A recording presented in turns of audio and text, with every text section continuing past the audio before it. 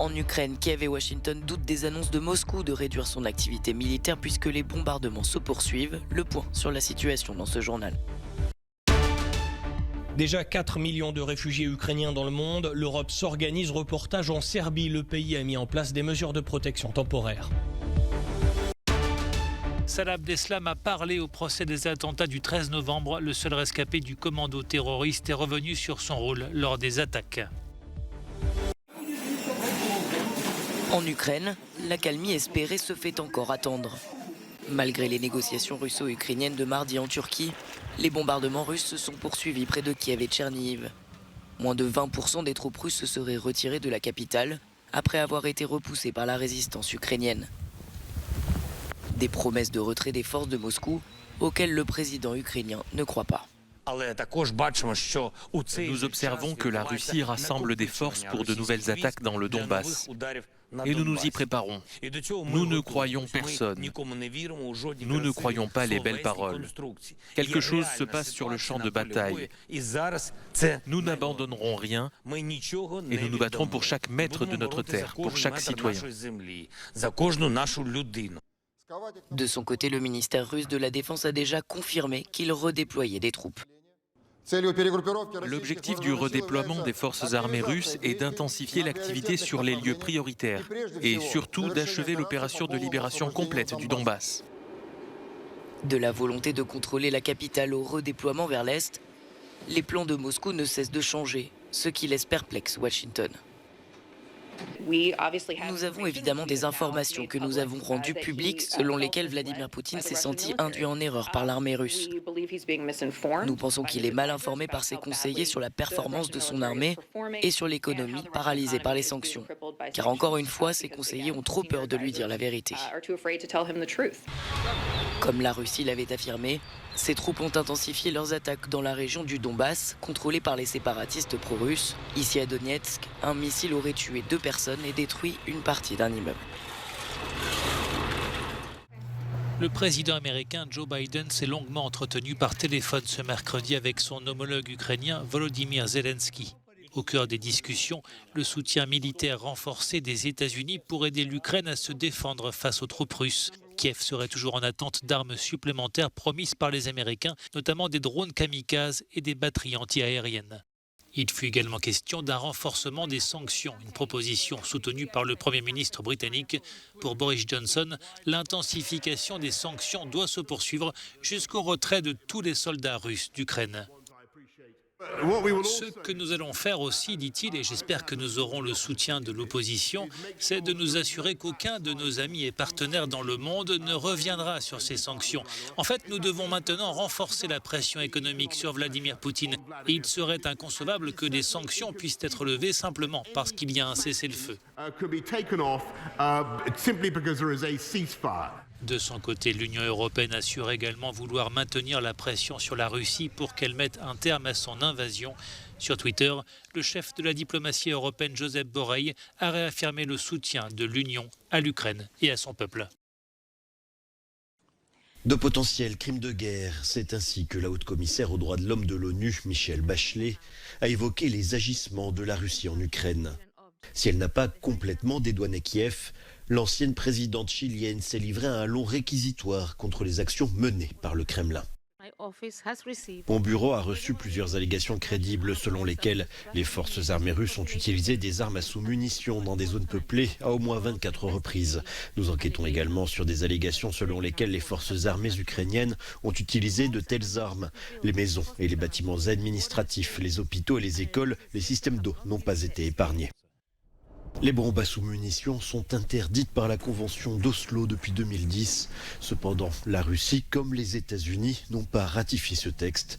Ces bombes sont utilisées dans de nombreux conflits récents, comme en Syrie ou au Yémen, où elles ont occasionné des victimes civiles sans aucun discernement.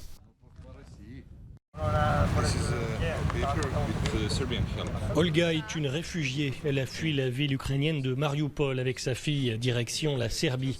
Comme elle, quelques 13 000 réfugiés ukrainiens sont entrés en Serbie le mois dernier, mais seuls 3 500 d'entre eux ont décidé de rester. Pour ces derniers, la Serbie a mis en place des mesures de protection temporaire. Pendant 1 an, ils pourront bénéficier des mêmes droits que les citoyens serbes. Mariupol est détruite. Trop de gens sont morts, les maisons sont en ruine. Vivre là-bas maintenant, c'est impossible.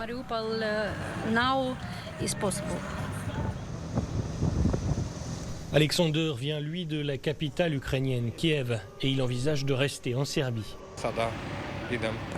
Je vais à Novi Sad. Vous avez des amis ou de la famille là-bas? Oui, j'ai un ami et ma femme est là-bas en ce moment. Quelle était la situation à Kiev lorsque vous êtes parti? C'est très instable. Vous pouvez entendre des détonations tous les jours. C'est terrifiant.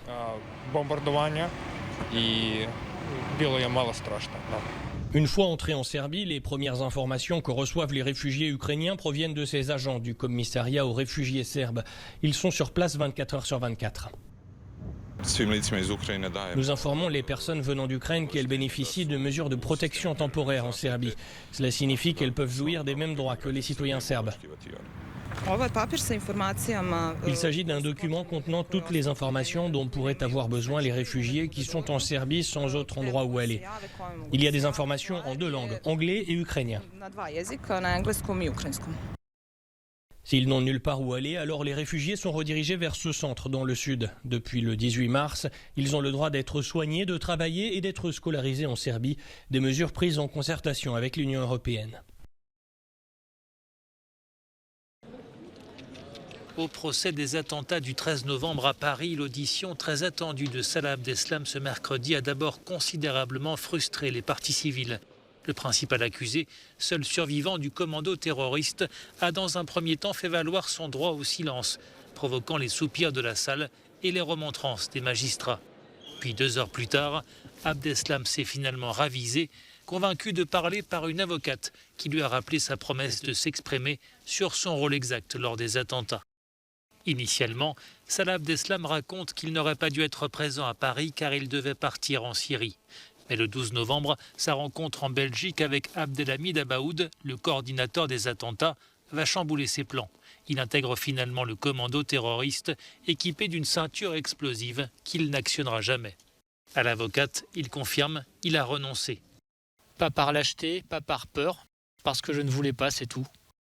L'avocate le relance. Pourquoi a-t-il dit ensuite à ses proches que sa ceinture n'avait pas fonctionné? J'avais honte de ne pas avoir été jusqu'au bout, j'avais peur du regard des autres. J'avais 25 ans aussi. J'avais honte, tout simplement. Au total, 20 personnes sont poursuivies dans ce procès, essentiellement pour avoir joué un rôle logistique lors de ces attentats les plus meurtriers sur le sol français depuis 1945. Les terroristes avaient abattu 130 personnes, essentiellement sur les terrasses de cafés parisiens et dans la salle de concert du Bataclan. Sans oublier les centaines de blessures physiques et psychologiques. Le verdict de ce procès fleuve est attendu en juin.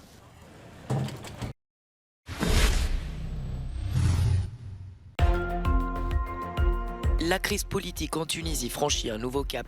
Le président Kais Saied a annoncé la dissolution du Parlement. L'été dernier, il l'avait suspendu et avait limogé le Premier ministre pour s'octroyer les pleins pouvoirs. Une annonce faite alors que 116 députés ont voté un projet de loi visant à annuler les mesures exceptionnelles prises par le président.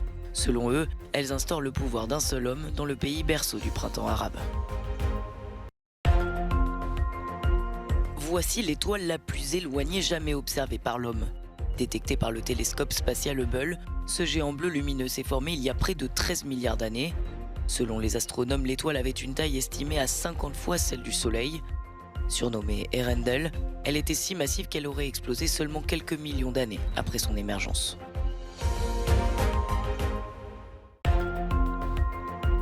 Bruce Willis met fin à sa carrière. L'acteur américain de 67 ans souffre d'aphasie, une pathologie du système nerveux ayant des répercussions sur le langage. Dans les années 90, il était l'un des acteurs de films d'action les plus en vogue, notamment après le succès de Die Hard, mais peu à peu sa notoriété s'était érodée. Ces dernières années, Bruce Willis n'avait pas hésité à se moquer de lui-même et des clichés qui lui collaient à la peau. L'Ossétie du Sud pourrait rejoindre la Russie. C'est ce qu'a annoncé le président de cette région pro-russe qui envisage de lancer un processus de rattachement. Moscou avait reconnu l'indépendance de ce territoire du Caucase ainsi que l'Abkhazie à l'issue de la guerre menée contre la Géorgie en 2008. Après le conflit, la Russie avait apporté un important soutien financier à ces régions au bord de la mer Noire et des milliers de soldats y étaient toujours stationnés.